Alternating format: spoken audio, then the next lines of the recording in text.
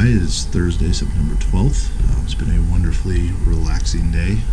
Finished up yesterday going to the KT Advanced School of Business at USF St. Pete for that mentoring event. Ended up being a really great event. There's 28 or 29 companies there. Barclay Harless from OZK was there, Chad Nuss from Inside Out, Chuck Eater, Tony from Suncoast Developers Guild, and a whole host of others. Turned out to be a really cool event, and apparently it's a pretty rare one too. Martin Tadlock was the opened things up and talked about how he had looked for some other similar types of programs and hadn't found them. So we're going to dig in a little bit more to it, to get in touch with Allison, and probably do a little story in the Catalyst, because I think it's an idea and a cool thing that's worth knowing about. A couple of days ago, I showed you the work around the initial mock-up of what that would look like, this new series that's coming out in the Catalyst. And just to show you how things evolve, not that you'll remember the last one, but here's what we got now.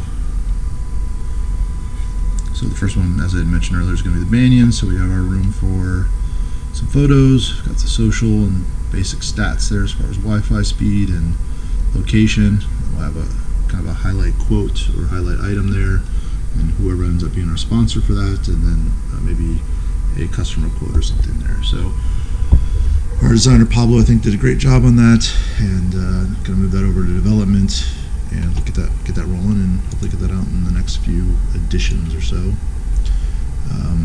Didn't mention yesterday also that we had Direct Mail Brad Kugler, who's the CEO and founder of Direct Mail 2.0, in yesterday for a startup report, and got something else pretty cool in the mail today.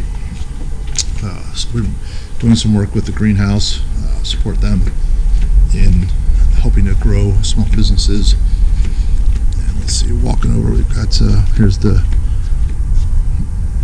studio. We've got the folks from Presence in there working on their podcast for colleges and universities. Moving into St. Petersburg Press HQ, Jonah Hanowitz. Got our stash, books. Got Bad Habits, George Fleming, Cigar City, Paul Wilborn. Got Bill DeYoung, I Need to Know, and what I brought you to see was Good Things Come to Those Who Hustle. So we did, how easy do you think it would be to get out? We did two of these. I'm familiar with that. Maybe that helps. But you may recognize some of the faces on there. There's Brooke from Hype Group, and see Danielle from Fruitful, and a few other folks.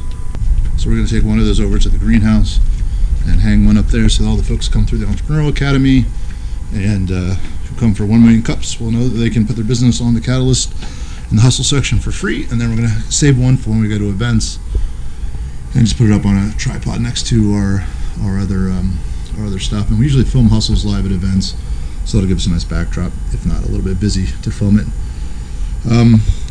That's about all I have for today.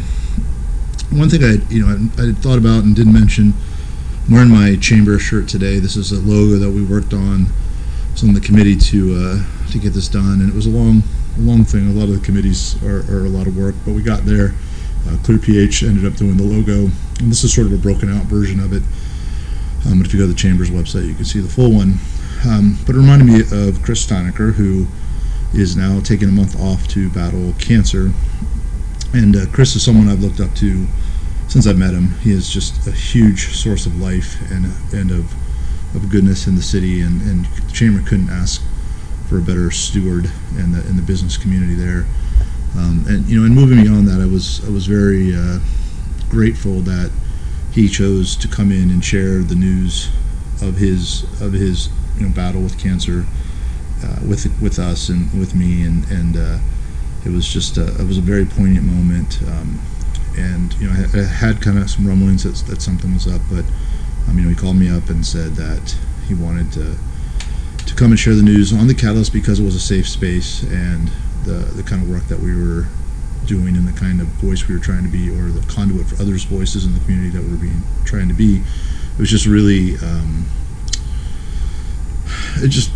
that he got it, that he appreciated it, and that he was on board with it was just a huge affirmation, and it shows us and made me know that we're going in the right direction with what we're doing. So As much as it's terrible circumstances, my appreciation for him sharing that with us and being vulnerable and continuing to be the good leader that he is by putting himself out there to the community is something that I won't soon forget.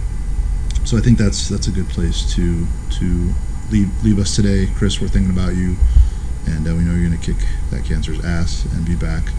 And I can't wait for when he gets back, because when you go through something like this, and if you listen to the talk that we did when he was in, he basically said, once I know what frame of mind I'm going to be in when I get back from this, and you better watch out. And I believe him, and I'm ready to rock. So get back soon, Chris, and let's roll.